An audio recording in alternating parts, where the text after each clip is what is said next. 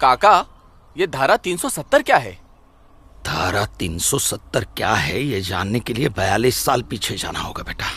अंग्रेजों ने to nation theory के तहत हिंदुस्तान के दो टुकड़े कर दिए, एक हिंदुस्तान और पाकिस्तान।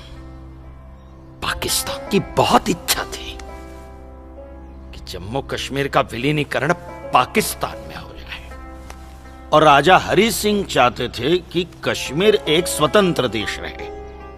वो न हिंदुस्तान में विलीन होना चाहते थे न पाकिस्तान में, और तब पाकिस्तान ने खूनी खेल खेला। अक्टूबर 1947 में पठानी कबायलियों को जम्मू कश्मीर के खिलाफ उकसाया, कश्मीरी पंडितों का कत्लेआम करवाया। ऐसे हालात देखकर राजा हरि सिंह ने घबराकर नेहरू जी से कहा, कृपा करके आप कश्मीर को बचा लीजिए। मैं ऐसे हालात में चाहता हूं कि कश्मीर का विलीनीकरण भारत में ही हो जाए, सेना भेजिए। लेकिन जब तक भारतीय सेना कश्मीर पहुंची बहुत देर हो चुकी थी। न जाने कितने कश्मीरी पंडितों का कत्लेआम हो चुका था। कश्मीर का 1/3 हिस्सा पठानी कबायलियों ने अपने कब्जे में कर लिया था। लेकिन अपनी इस नीच हरकत के बाद भी पाकिस्तान बाज नहीं आया।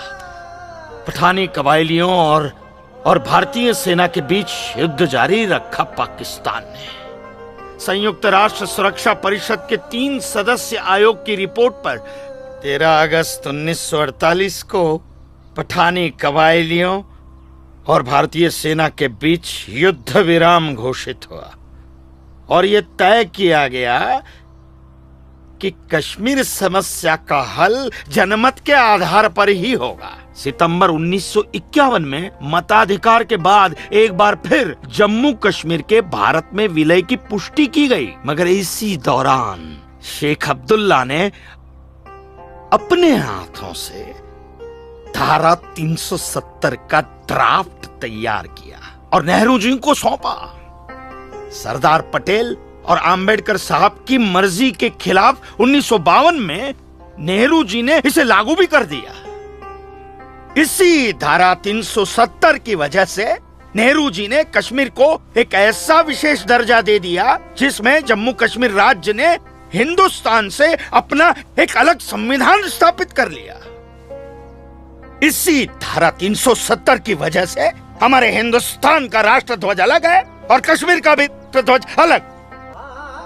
इसी धारा 370 की वजह से कश्मीर की कोई भी महिला यदि भारत के किसी भी अन्य राज्य के नागरिक के साथ शादी करती है तो उस महिला की नागरिकता समाप्त हो जाती है। लेकिन यदि वो महिला अगर किसी पाकिस्तानी नागरिक के साथ शादी करती है तो पाकिस्तानी नागरिक कश्मीर का नागरिक हो जाता है, हिंदुस्तान का नागरिक हो जाता है। इसी धारा 370 की वजह से भारत के किसी भी अन्य राज्य का नागरिक जम्मू कश्मीर में जमीन खरीद नहीं सकता, व्यापार नहीं कर सकता। लेकिन जम्मू कश्मीर का नागरिक भारत के किसी भी अन्य राज्य में जाकर अपना व्यापार कर सकता है, जमीन खरीद सकता है, कुछ भी कर सकता है। अरे बिग लैंड एबोल्यूशन एक्ट क्या है पता है?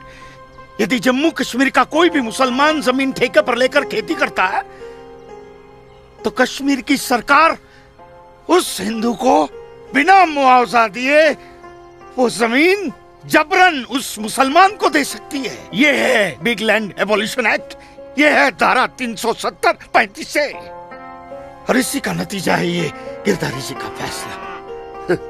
और सिर्फ यही नहीं, ये जो सरकार की ऋण निरस्तीकरण योजना है ना, इसके अंतर्गत उन सारे मुसलमानों का कर्जा माफ कर दिया जाएगा जो उन्होंने हिंदुओं से लिया। बताइए। सरकारी नौकरियों में 5% का आरक्षण हम हिंदुओं के लिए किया है। सारे हिंदू कश्मीर से चले जाएं, यही चाहता है पाकिस्तान और यही चाहते थे शेख अब्दुल्ला।